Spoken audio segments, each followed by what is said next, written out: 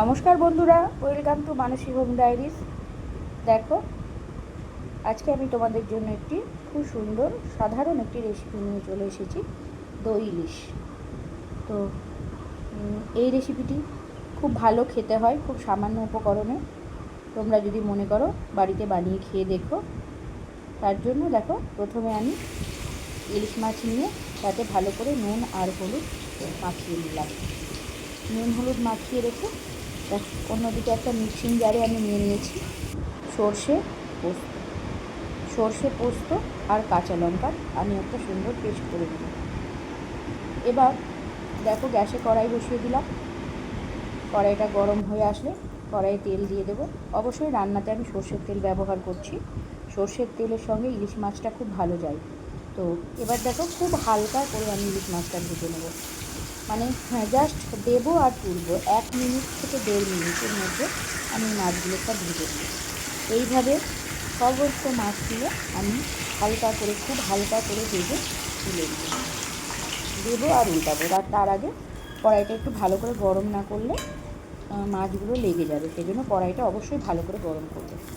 এবার দেখো, মাছ ভাজাটা তুলে নিয়েছি আর তার সঙ্গে আমি কিছুটা মাছ ভাজার তেলও এর ভেতরে নিয়ে নিলাম। এবার আবার সেই কড়াইটাতেই আমি ওই তেলের ভেতরেই ফোড়নে দিয়ে দেবো কালো জিরে আর দুটো কাঁচা লঙ্কা। কালো জিরে কাঁচা লঙ্কাটা দিয়ে একটু অপেক্ষা করব। তারপর দেখো, এখানে আমি কেটে রেখেছি অর্ধেক টমেটো। খুব বেশি টমেটো দেবো না, কারণ দই দেবো তো, আবার টমেটো বেশি হয়ে গেলে তখন টক হয়ে যাবে। সেই জন্য এখানে আমি একটা ছোট্ট টমেটোর অর্ধেক নিয়েছি। সেই টমেটোটা আমি এর ভেতরে দিয়ে দিলাম।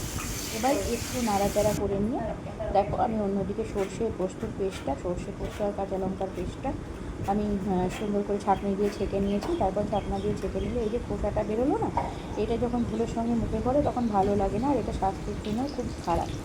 এবার এটা আমি সমস্তটা কড়াইয়ের ভেতর দিয়ে দিলাম। কড়াইয়ের ভেতর দিয়ে প্রয়োজন মতো নুন আর হলুদ দিয়ে দেবো। নুন আর হলুদ দিয়ে একটু ভালো করে মিশিয়ে নিলাম। এবার দেখো, ঢাকা দিয়ে দেবো। ঢাকা দিয়ে একটু ফুটুক, মোটামুটি 2 মিনিট মতো রেখে তারপর এটাকে একটা বাটিতে আমি 2 চামচ মতো টক দই আর একটু লঙ্কা গুঁড়ো দিয়ে ভালো করে ফেটিয়ে নেব। অন্যদিকে ঢাকনাটা খুলে, ঝোলটা দেখো অনেকটাই ফুটে উঠেছে। এবার ঢাকনাটা খুলে খুব সুন্দরভাবে ঝোলটা ফুটছে। এবার আমি এর ভেতরে দিয়ে দেবো ওই যে টক দই আর শুকনো লঙ্কা, এই লঙ্কা গুঁড়োর পেস্টটা, অবশ্যই কাশ্মীরি লঙ্কার গুঁড়ো সেটা। তো এবার দিয়ে আবার ভালো করে মিশিয়ে নিয়ে তারপরে এর ভিতরে দিয়ে দেবো দইটা অবশ্যই ভালো করে ফেটিয়ে নেবেন। দইটা না ফেটালে দইগুলো ওপরে ছোটো ছোটো টুকরো টুকরো হয়ে ভাজতে শুরু করবে। তো এই যে দেখো, দইটা ফাটিয়ে দিয়ে দিয়েছি। এবার এই ঝোলের মধ্যে আমি ভেজে রাখা মাছগুলো খুব আস্তে আস্তে এর ভেতরে দিয়ে দেবো, কারণ অল্প একটু ভেজেছি তো মাছগুলো একটু নরম হয়ে আছে, সেজন্য খুব সাবধানেই মাছগুলো এর ভেতরে দিতে হবে। এবার মাছগুলো দেওয়া হয়ে গেলে হালকা হাতে একটু নেড়ে নিয়ে যখন ফুটে উঠছে, দেখো অলরেডি ফুটছে, তো এবার আমি এর ভেতরে